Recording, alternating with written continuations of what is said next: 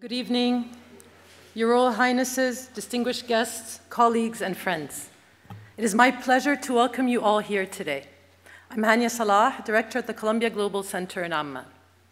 We're delighted to have with us Dr. Adila Laïdi-Hanieh, an author, scholar, and curator focusing on Palestinian arts and cultural practices, modern Arab intellectual history, and cultural spaces and processes. We are also pleased to be joined by Ursula Lindsey, who will moderate this evening's discussion. Before I turn the stage over to them, I would like to share a few words of introduction. Adila is the former Director General of the Palestinian Museum, a flagship project of the Ta'awun Welfare Association that has become a vibrant and innovative venue for presenting new narratives on Palestinian history, culture, and society. Overseeing the museum from 2018 up until just a few months ago, Adila developed its first 5-year program strategy with a mission to produce and disseminate emancipatory learning experiences about Palestine. This work encompassed material heritage preservation, original exhibitions, research, education, and digital outreach. During her tenure, the Palestinian Museum won the 2019 Aga Khan Award for Architecture. Dr. Adila is the author of a biography of the renowned artist under whom she studied, Fakhr al-Nisa Zaid, painter of inner worlds, as well as the 2008 culture anthology, Palestine, We Lack for Nothing Here. Adila is also the founding director of the Khalil Sakakini Cultural Center in Ramallah, which she ran from its establishment in 1996 until 2005. And taught modern Arab intellectual history and art history at Birzeit University. Earlier this year, she was awarded the prestigious National Order of Merit from France. She is also the recipient of the Hypatia Award and was named one of Blue Loop's Power 10 influencers in the museum industry. Adila's academic work encompasses critical theory, aesthetics, ideology theory, and post-colonial studies. She received her PhD in cultural studies from George Mason University and earned a master's in Arab studies from Georgetown University. She also obtained a postdoctoral fellowship from the Arab Council for the Social Sciences. This evening's discussion will address issues of Palestinian artistic and cultural expression, contextualized by global debates in contemporary museology. Guiding this conversation is Ursula Lindsey, a journalist, essayist, and literary critic. She has lived in Egypt, Morocco, and is now based in Jordan. Ursula writes for the New York Review of Books and co-hosts the Bulag podcast, which focuses on Arabic literature and translation and is part of the podcast Salt. She was an editor of the Arabist blog, reported from Egypt for many years for the BBC PRI radio program The World, and covered the Arab Spring for Newsweek, the New York Times, the New Yorker Online, and the London Review of Books. From 2011 to 2014, Ursula was the Chronicle of Higher Education's Middle East correspondent. Ursula studied comparative literature at Stanford University and has a master's in Near Eastern Studies from New York University. With this, I now turn it over to our speakers. Please join me in welcoming to the stage Dr. Adila Laïdi-Hanieh and Ursula Lindsey. Thank you. Thank you. It's a pleasure to be here tonight and a pleasure to be talking with Dr. Adila. I will jump right in. Given the long and varied experience that we've just heard about in the cultural field in Palestine, directing the Sakakini Center, the Palestinian Museum, engaging in scholarship and writing on culture, can you tell us what are a few of the most significant shifts, turning points, or trends that you've observed in Palestinian cultural production? What has perhaps changed in the cultural landscape?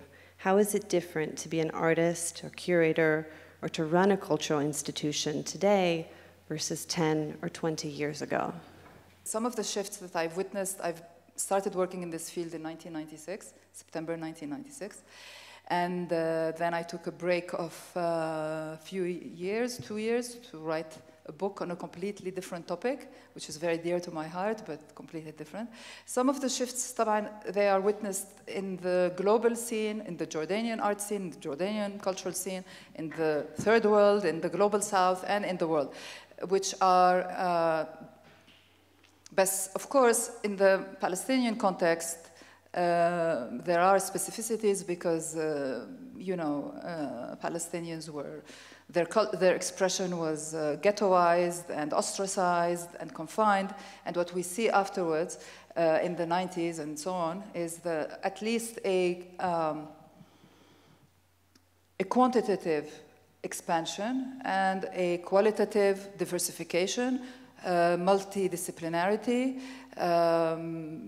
but also more recently individualized startup. People are not relying on institutional gatekeepers anymore. And of course, the number one phenomenon that has affected everybody, which is globalization. So that means that globalization of funding, globalization in awards, globalization in circulation, in careers that people lead, and sometimes people are forced to lead transnational careers. So it is globalization, expansion, diversification, freedom to explore non-traditional topics of expression or yeah, so this is what I would say. However, there is one thing that I would like to say. There is also, if you look, before the 90s, the dominant art form, the dominant cultural artistic expression was literature and poetry, and that's it. And what we have seen is a turn away from that. There has been a visual turn, a turn towards the visual arts and film. And in the arts themselves, multidisciplinarity by mixing video and art and film and performance. And in literature, a shift away from the dominance and the hegemony of poetry towards prose and novels. So it's a lot to say. Oh, but that's very interesting. As someone who mostly follows literature, I'm particularly interested in these shifts. You gave an interview to Art Forum specifically about your tenure directing the Palestinian Museum, and I was struck by a quote that I'd like to read part of. This is towards the end of this interview, and you say, every day there are 1, 2, 3 problems, not ordinary museum management problems, but, you know, Palestinian under occupation problems. But despite all the incredible difficulties, our work is still an absolutely beautiful Palestinian journey. The work we do every day is beautiful. We are trying to redeem some of the tragic experiences and history of the Palestinian people. Every day, we try to honor the suffering and the incredible denial of dignity, the denial of justice, meted out to Palestinians. We stare this pain in the face. The oppression, the dispossession, it is hard to look at material, but this is our material, and you have to face it, archive it, and show it. I was hoping you could tell us a bit more about these Palestinian under occupation problems, the particular challenges to the creation and preservation and dissemination of Palestinian culture, and about this beautiful everyday struggle to overcome them. Thank you. This article that Ursula is kindly referring to, we were actually pleasantly surprised and so happy and so proud that the museum was featured in Art Forum, which is the Bible of the art world, in 2021. In the spring issue, it was a special issue devoted to museums and the future of museums, and they gave us 6 pages and they put us on the cover as well. And actually, it was an interview. I was interviewed by a local girl that maybe some of you know, Dr. Hanan Tuqan from Bard College in Berlin. She interviewed me for the piece. Anyway, I mean, you know, when you say Palestinian museum, running a Palestinian museum or running a Palestinian anything, it's obvious. You don't need to explain, but I will explain. But some of the problems, again, are not only, as I said, Palestinian under occupation problem. They are global South, third world problems. Lack of funding, you know, well, it's obvious. But education, it's clear. Of course, in our case, we had the #1 issue to contend with, which is insecurity, you know, insecurity, material insecurity, political insecurity. One of my colleagues was killed by the Israeli army, and his body was taken away, not while he was working at the museum. This was 2 years ago. I had 2 of my colleagues who were, of my former colleagues, I have to say, who were imprisoned for 3 months without judgment. They call it administrative detention. They continued to be part of the staff, and then they were released without charge. The other center that I used to run, the Sakakini Center, which was the headquarters of Mahmoud Darwish's office, was ransacked by the Israeli army in 2002. They also ransacked the very famous theater in Ramallah on that same campaign. And they stole the petty cash, and they blew up the doors, and they stole the hard drive and all that. So yani, this is something that you have to live with, and that you have to accept, and that you have to surmount, and that you have to factor in, let's say, not to accept, but to factor in. And then there is the second obvious issue, which is the issue of lack of circulation, that we are isolated, so we cannot bring in the people we like, we cannot bring in the material artifacts we like. We cannot hire the people we like. The #1 question when you hire somebody is, are you a legal resident? If you're not a legal resident, there's no point in coming to work on a tourist visa. So there is the other obvious thing, which is, given the exiguity of the cultural labor market, you don't find a lot of people who are qualified in the specialities you need. So you have to train them yourself and pay for them and find money to train them. However, having said that, it's just for you, Ursula, that I answered the question, and for you, the kind audience here, but usually this is not something that I want to dwell on, because what are you going to complain about when you run a museum? You know, when you live in Palestine, there's always obviously worse conditions and worse situations. That's #1. But more importantly, in my work and in this work, I always prefer to focus on the solutions. What are the solutions? How do you get out of problem A and B? As a manager, you have to find solutions to problems that other people, that your colleagues cannot find. You have to come up with these solutions, very creative solutions, extremely creative, some of them that we cannot discuss publicly. But, you know, you find the solutions, and every day is a struggle. Every day you solve a problem, and then there is another problem, because somebody does not have the proper paperwork, because somebody wants to leave their job, because they need to keep their ID in Jerusalem, or they will lose it.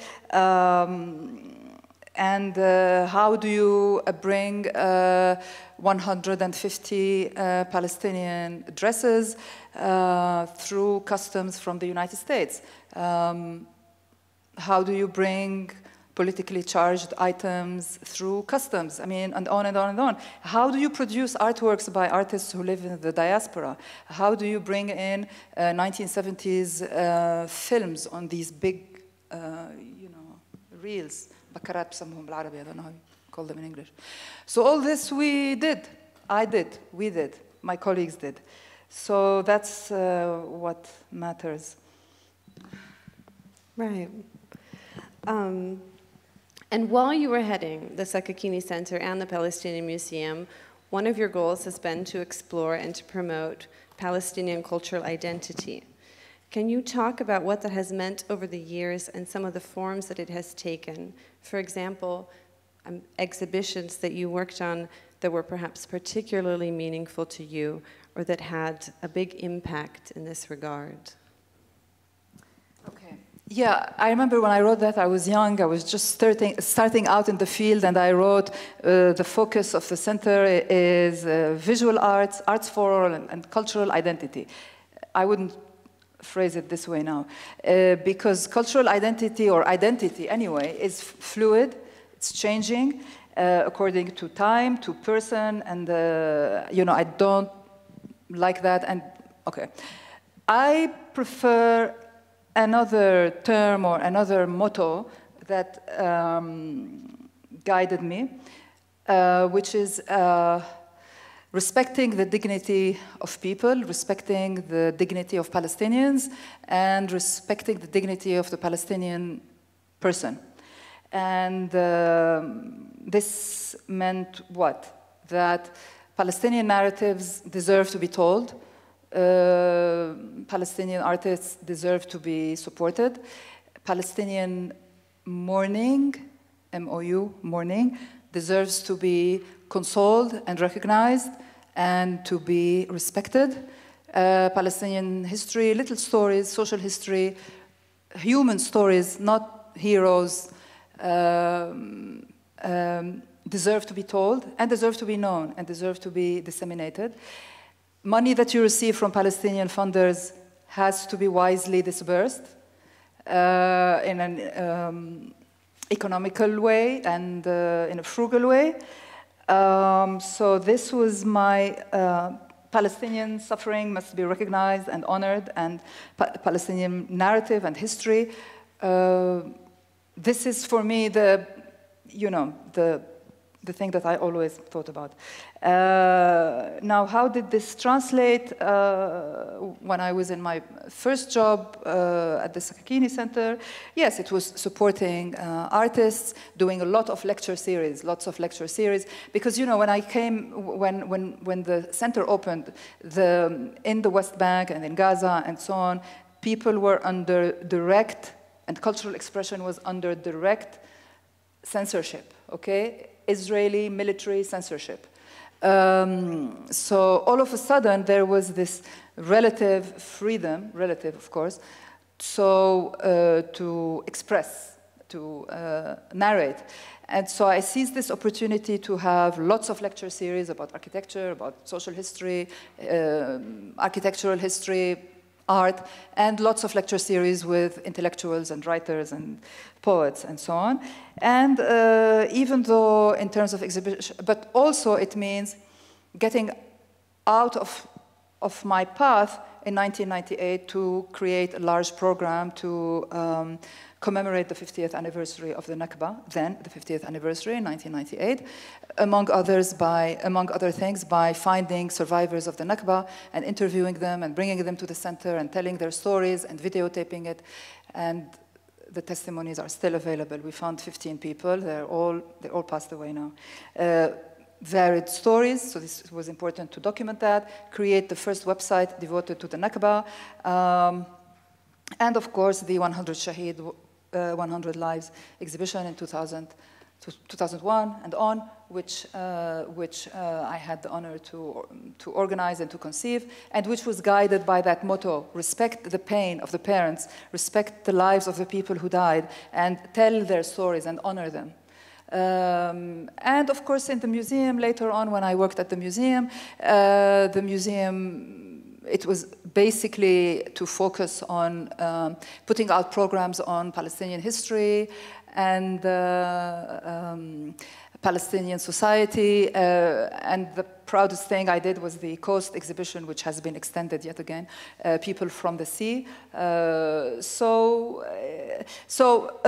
Okay, so now if to close, to answer your question, cultural identity, it's mostly supporting the expression and the dissemination of Palestinian narratives, which were hidden or unknown, or just produce them, and give them to the public, and foremost to Palestinian public, locally and in the diaspora.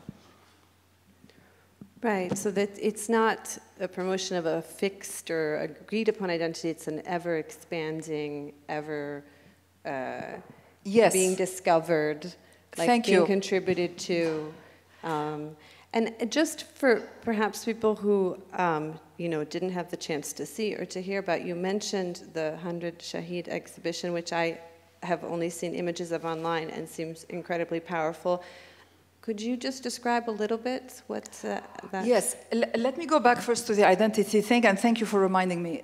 When I took my post at the Palestinian Museum, I was guided by a document which was written by one of my predecessors, the historian Bshara Doumani, and he wrote a large document in 2010 to define what the mission of this museum was going to be, because originally it was supposed to be a Nakba museum when it was first conceived by the late Dr. Ibrahim Abu Lughod, and then when the project was rebooted, it was thanks to the conceptualization of Dr.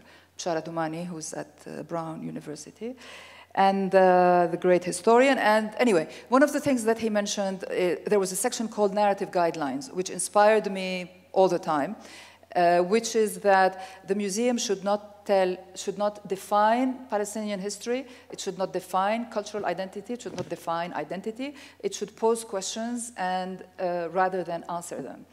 And let people define find their answers, whatever they may be. Plus there were other things, but this is the one that matches your question. As for the exhibition, yeah, this was a very simple exhibition, and I'm proud that it was hosted at the Dar al-Funun, I think in 2002, and this was featuring objects, personal objects of the first 100 people, men, women, children, killed during the first during the first few days of the Second Intifada. And it was very simple. I was lucky to have a wonderful exhibition designer, who's the artist Samir Salame, and the exhibitions were just plexiglass boxes featuring each individual object, and the name of the person and his photo, and then alongside it we had a beautifully designed catalog featuring the biography, which I wrote. I wrote the 100 biographies of the people, and the exhibition was very well received. It was very well received locally. We had people, I remember we had an official holiday, and we had to open during the official holiday because people kept coming to see the exhibition, and we had to distribute the catalog for free because people wanted to have it, and we had to do reprints. And then, of course, the most important thing we had is that at the exhibition opening, we had parents of other young people who brought their photos and who were asking me, why don't you include my son? Can you add my son? So, and later on I did a different exhibition in 2003 called In Their Memory, which was actually completely different. It was less minimalist, and it focused on the families, and it featured embroidery, done by the families and by the parents, by the wives and the mothers of the subsequent people in the subsequent wave who were killed. So yes, and the idea was not to, I'm not going to define these initiatives in the negative, but I will define them in the positive, which was to respect the dignity of the people who died and respect their lives and share it with people. The way they lived, have a beautiful picture of them, how did they want to be remembered. Of course, the circumstances of their killing, and honor them, and so that the parents would have something, just to honor them. So yeah, that was it. This was a long time ago. Yeah, but I can imagine how powerful that must have been, and for people to see something reflected back, and the objects were like bicycles and sneakers and personal effects. And then you also mentioned the Coastline exhibition. Could you talk a little bit about that? I think a huge amount of work went into that. Yes, and I assume this exhibition will resonate more with the audience here. So, and I have to give credit where credit is due.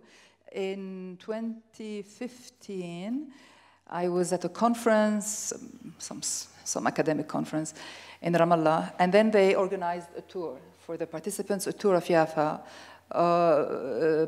And the tour was given by somebody who is now a former member of the Israeli parliament, who then was just an activist and a scholar, Sami Abu Shhadeh. So he gave us a tour, and the tour started in the old city of Jaffa, which is now completely gentrified, for those of you who went there. So we walked through that place, and then we went all the way up through the coastline. And oh, and then we walked through all Jaffa. We went by the school. What's the name of the school in Jaffa, the famous boys' school? Where Georges Habash studied, and you know, the famous boys' school.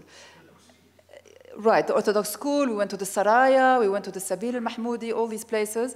But we started by the old city. And so this was a very long tour, and then the whole time, the tour was to show us what was not there. So, and for me, it was incredibly moving because he was telling us about the rich. Of course, I knew that intellectually, I knew that, like everybody knows that intellectually. But when somebody shows you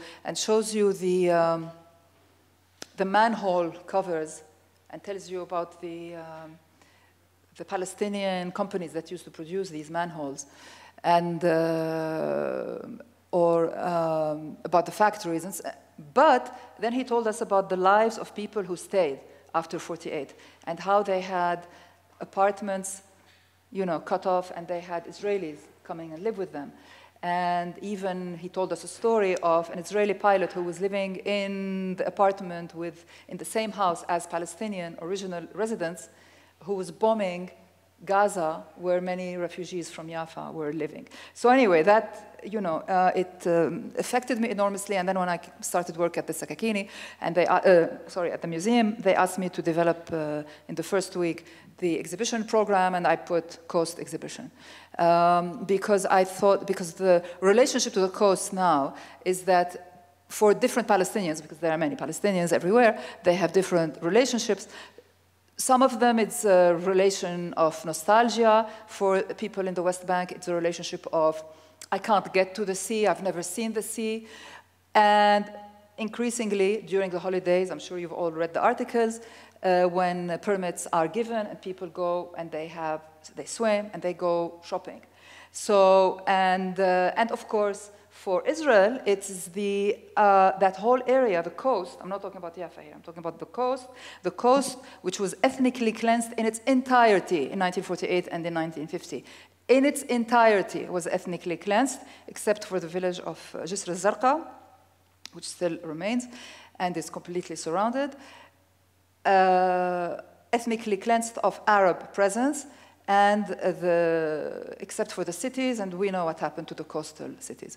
So now it serves as the secular, high-tech, dynamic window of the colonial, settler, religious, fanatic hinterland. And so I thought it's good for people to know the stories that I heard in this walk, and it's good for people to know the economic histories and so on. So anyway, that was the inception. And then we were guided, so I developed this new model for the exhibitions that they have to be based on research. And so I was lucky that we had guidance from two important historians, Dr. Adila Laïdi-Hanieh and Dr. Mahmoud Yazbek, who advised us that we should begin with the 18th century rule of autonomous rule of Dahir al-Umar, who established the first Palestinian entity and who developed trade with Europe and who repopulated the coast, which had been completely destroyed by the Muslim rulers because they were afraid that the Crusaders would return. So Dahir al-Umar repopulated, and then so that whole history. And then you find out, and it's important to show to visitors, and especially to children, but not only children, because many of the adults didn't know that story, the economic dynamism, the cultural dynamism, the first play, theater play in 1911 in Haifa in a cafe, the first literary periodical, the soccer teams, the cups given by Palestinian banks to Palestinian soccer teams in the 40s, cinema ticket stubs, bus tickets. Of course, we all know the story of Farid al-Atrash and Kulthum, and a whole section about the oranges and the citrus. And it's important that during the British Mandate period, all this economic development happened not thanks to the British Mandate, but despite the... So all that was shown, and I have to say something very important which was shown in the exhibition, the heart of the exhibition, really. We were lucky to find marvelous artists who had been collecting for 9 years. Okay. So in 1948, when the Israelis destroyed Jaffa and the Arab areas, and Al-Manshiyah and so on, they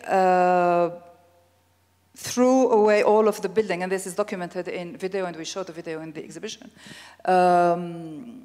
The destruction of all these buildings, which were further destroyed in the 70s when Jaffa was gentrified. But the core was thrown in the sea. But over the years, the tiles, the floor tiles, the cement tiles, the colored cement tiles, which you must have seen, which, by the way, were produced in Palestine. We show in the museum a map. My colleagues who were doing the research found a map showing the factories that produced these tiles in Jaffa, which were like about 20, and there was only one in Tel Aviv. So anyway, so the tiles, the floor tiles of the Palestinian homes and the Palestinian factories were floating to the sea. So this was like the return of the repressed, the return of the dead. And so he collected these tiles. There were like 300. And we displayed them, they're still displayed in the museum, as the map of the Manshiyah up to the Islamic cemetery. And other things. But anyway, so this exhibition was, anyway, so we opened it, and it was an extremely powerful exhibition. And I have to say, to go back to what I said, it is a positive exhibition. I was always telling my colleagues, we want people to come to this museum, not to shy away from it. So we don't want to depress people. We don't want to make them despair. So everything must have a positive, inspiring orientation on it. Yes, we did have an entire section about the Tantura massacre and the picture of the mass graves on the beach and the Israeli tourists swimming on top, sun-tanning on top of the mass grave. Yes, we did have that, and we did have the oral testimonies of the people who survived, but we also had the incredible stories of, of achievement. So anyway, so that's it. Right, finding that balance. It's not that you want to see everything in an unrealistically or throw any sort of gauze over history, but to always focus on what was done and can be done and is being done, like this wonderful artist collecting the tiles floating out of the sea. I think we're already practically talking about, there were a couple expressions that you have used in interviews to describe the work at the museum, and I think one of them is narrate the unnarrated, and you basically already have given some examples of that, or narrate what is known but not fully enough, or deeply enough, or widely enough. And the other one is, you've talked about providing emancipatory learning experiences in the museum, and I wondered if you could tell us more about that, and also where perhaps that fits in with wider museum practices today. Right.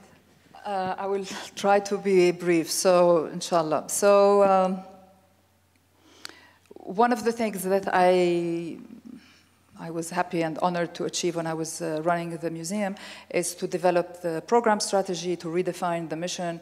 I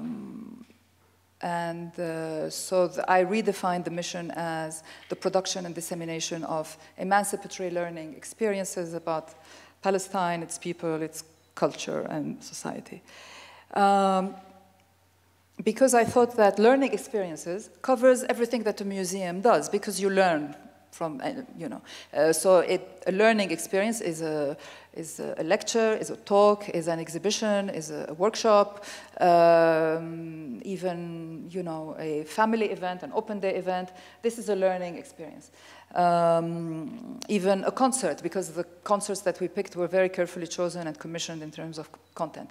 So it's a learning experience. So we are providing, websites, all this, VR experiences. These are all learning experiences. Experience because we are not getting knowledge from a book. We're getting it cognitively, visually. Yes, there is stuff to read in the books and in the wall text of the exhibitions.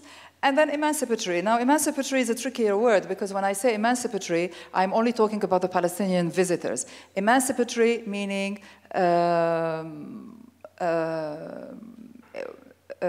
تحررية, انعتاقية in Arabic. And because so to be clear, it doesn't mean that when you see an exhibition at the museum, you're going to become free from Israeli occupation. No. Emancipatory, in the theoretical meaning that I adopted, is that your perception is emancipated. Your perception is liberated. About what?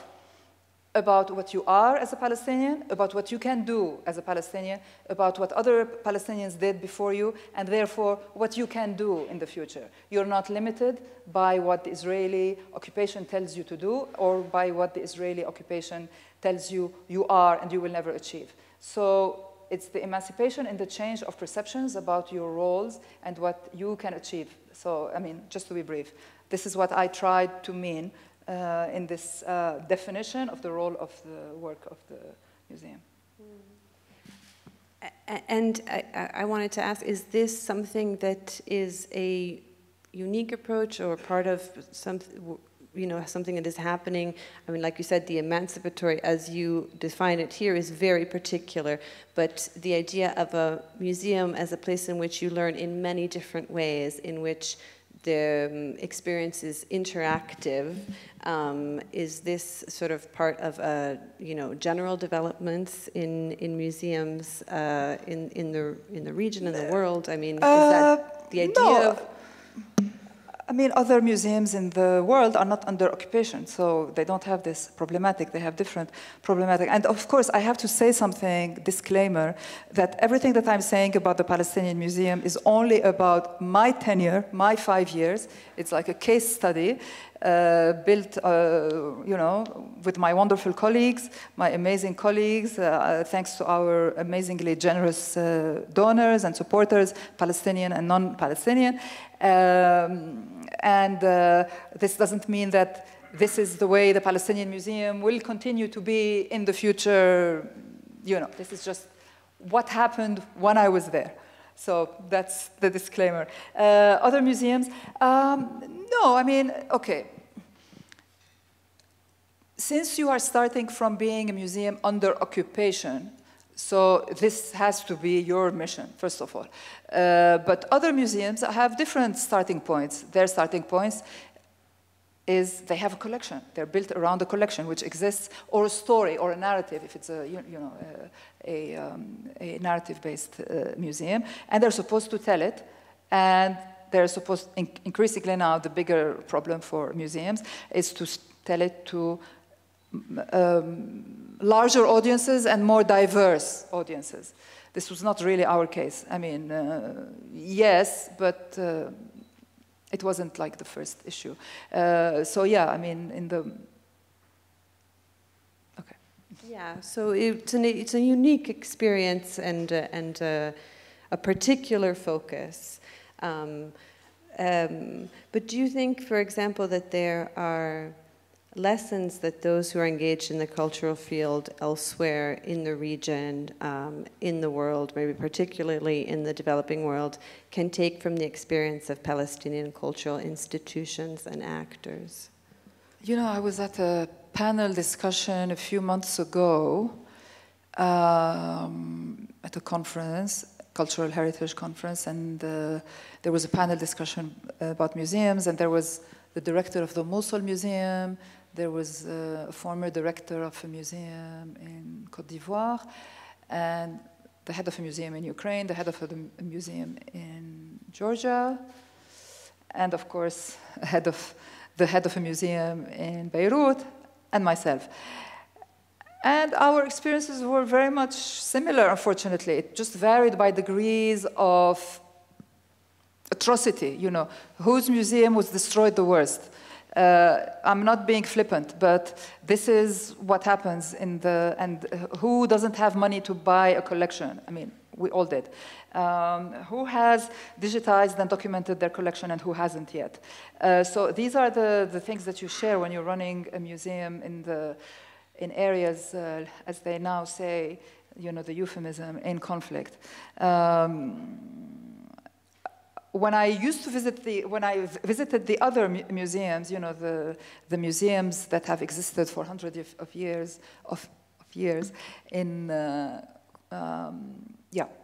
their problem was, of course, our number one problem, all of us, is funding, to attract funding, but their problem was to diversify audiences, because the collections were built by a certain class of people, by a certain ethnicity of people, and now the audiences have diversified and changed.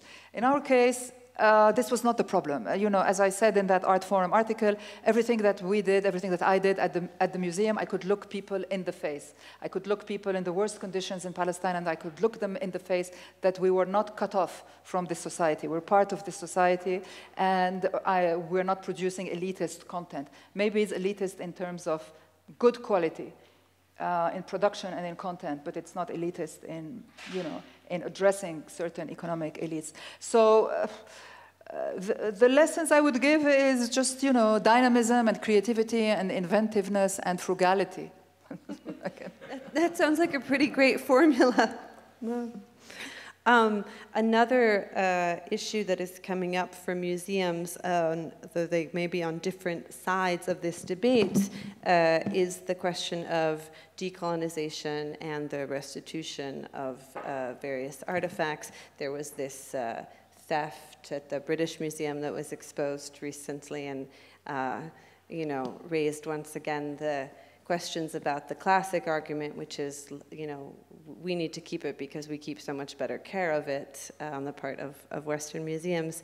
So I'm sure these issues come up in your work. How have you grappled with these in your work? Well, let me give just a bit of history, because this also has something to do with Jordan. The overarching issue here is that when issues of decoloniality are posed, and restitution and repatriation, they are posed in terms of the past. Countries that were formerly colonized and population groups. Oh, okay, well, so that's the way it's posed. It's posed in a historic manner. Colonization has ended, and now what do we do with the booty, with the artifacts in the former colonizers' museums? And when I started going to the international museum conferences, the Palestinian issue is not an issue at all. And I'm not going to go into the reasons why, but it's not an issue. So let me speak about the Palestinian context first and foremost. The first Palestinian museum the first museum in Palestine, real museum, open to the public, was established by the Ottomans in 1911 in East Jerusalem by the famous Osman Hamdi Bey, if some of you have heard of this name. And basically, it was a storage facility, but open to the public, of antiquities, Islamic and Byzantine and so on, that they did not send to Istanbul, that they kept there. When the British came, they took that museum, of course, and they added to it the finds of the evangelical, Christian, private archaeological digs, and some, and of course their own their own British mandate digs, and of course, chief among them was the British Exploration Fund digs. And they expanded that, and they decided, as part of the ideological and political project, to establish national home for the Jews, where the rights of the other populations would be respected. I'm quoting from the infamous document. One of the projects was to establish a museum, which opened, I think, in 1938, and which they called the Palestine Archaeological Museum. And they featured the different civilizations that, I'm quoting here the way it's described, in Palestine. But the core of the museum, from the pharaonic era onto later periods, the core of the museum actually were the insides of the Qasr Hisham Palace, the famous Qasr Hisham Palace, which was the equivalent of Qusayr Amra here in Jericho. So it was filled with statues and stuccos and fountains, statues of human beings, statues of animals, arches, and this was excavated by Palestinian architect Dimitri Baramki in the 30s. So all the insides, which were excavated by this architect, were placed in that museum. And the museum opened its doors. The British mandate was short of cash, so they asked for money from they fundraised, and they found money, I think, from John D. Rockefeller, who gave them, don't quote me, but a few $1 million. And he specifically told them, this is important, in the letter, that you should not name this museum in my name. And so the museum opened, and it was in East Jerusalem. it is still in East Jerusalem, and this was the National Museum of, if you will, of Palestine. And eventually, the museum went into abeyance and closed its doors. And then eventually it became Jordanian Museum, Jordanian Governmental Museum, as you all know. And then in 1967, when East Jerusalem was occupied, the Israelis came and they removed the Dead Sea Scrolls, and they removed Jewish artifacts, and they put them in the Israel Museum, which had opened in 1965 and built to resemble an Arab village. So in the top floor of that museum houses the Israeli Antiquities Department, and of course the name was changed. It was changed into the Rockefeller Museum, and it is run by the Israel Museum. And if you visit that museum, it's like the museum that time forgot. I think the Israelis themselves know that this is a colonized museum, that this is an illegal museum, so there's no investment in it.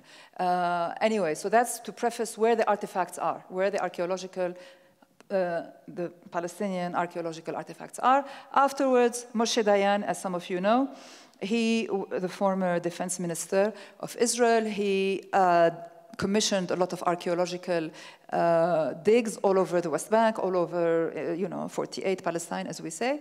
And eventually his widow sold that to the Israel Museum. So if you go to the Israel Museum, for example, you find a reconstituted church from, this is museologically completely wrong, made from elements of churches, Byzantine churches, from all over Palestine. And they made like this model Disneyland church in the Israel Museum.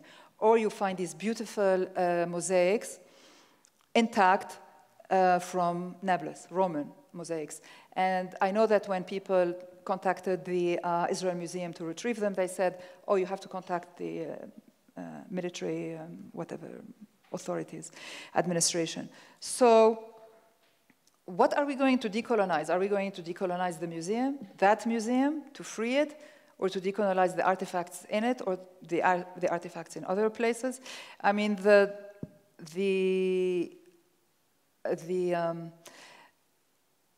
endeavor is mammoth. On our scale, so we, the Palestinians and Palestinian issues are completely outside of the international debate. And of course, there is a famous saying, I think in Arabic, that a just cause needs a good lawyer or something.